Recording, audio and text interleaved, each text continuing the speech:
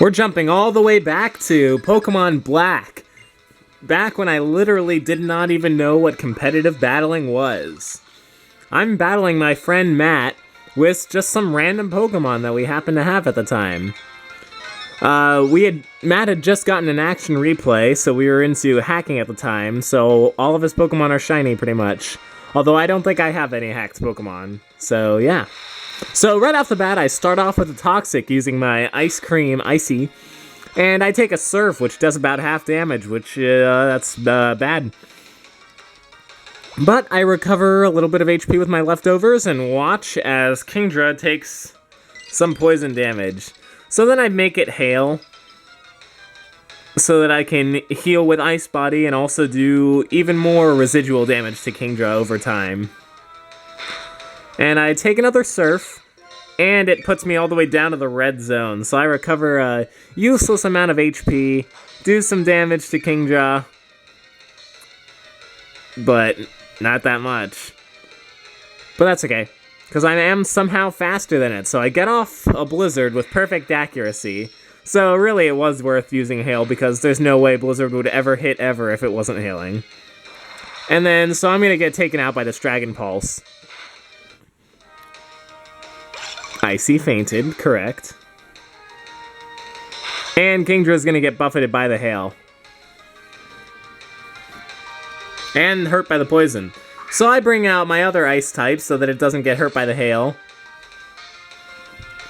And I guess Matt just didn't want to put this to waste, so he uses his Ice Gem boosted Ice Beam.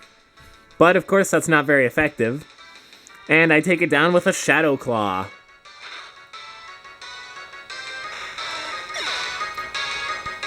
So next he brings out Metagross, who of course has the type advantage. Hey look, it's Steven's Metagross. No, it's not. So I use Shadow Claw, which of course in Gen 5 is not super effective since Steel resisted Ghost back then. And thanks to my Hail evasion, I dodge Meteor Mash and get off yet another weak Shadow Claw. And it misses yet again. Beautiful. So the Hail stops, and now he's going to actually probably be able to hit me. But before that happens, I get off one final Shadow Claw, and then yes, he does Meteor Mash me into the grave.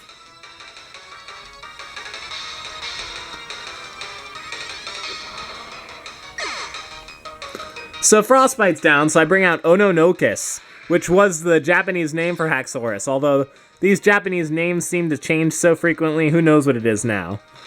So I use Earthquake, which of course is going to take that thing down. And sure enough, it does. So Matt brings out his shiny Salamence, who's going to lower my attack with Intimidate. But I'm going to go right ahead and use Outrage anyway.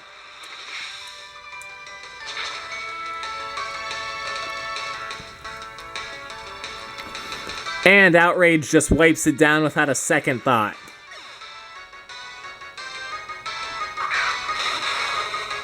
Next, Matt brings out Tyranitar to try to absorb my Outrage.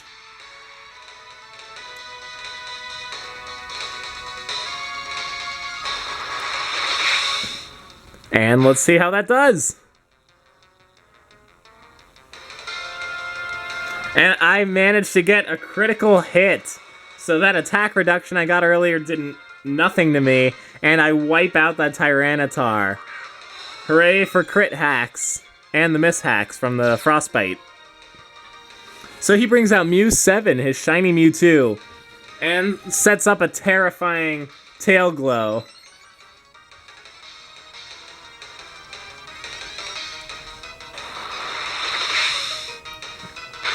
So I'm going to go for one more Outrage, and it just does not do enough.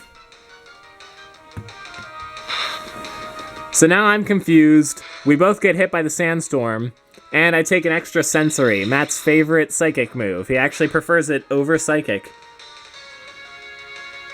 And I just get wiped off the map. And Mew 7 recovers some HP with Shell Bell, which is scary. And so at this point, I just kind of throw out ABCD, my Gangsta Scrafty.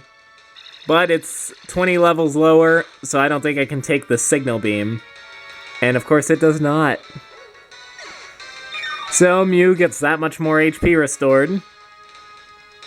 And then is damaged once again by the Sandstorm. So now I'll bring out Swanna. But plot twist, it's actually a Zoroark, and I get off a Night Daze. So I take no damage and give it a super effective hit that'll definitely take it down. Beautiful.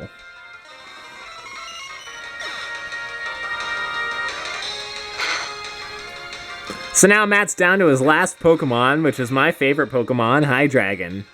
And I'm gonna nail it with a super effective Focus Blast.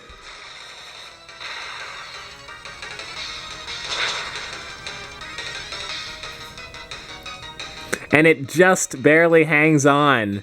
And it smacks me with a Dragon Pulse. But I know I'll win because the Sandstorm will kill it. And I still have my actual Swanna.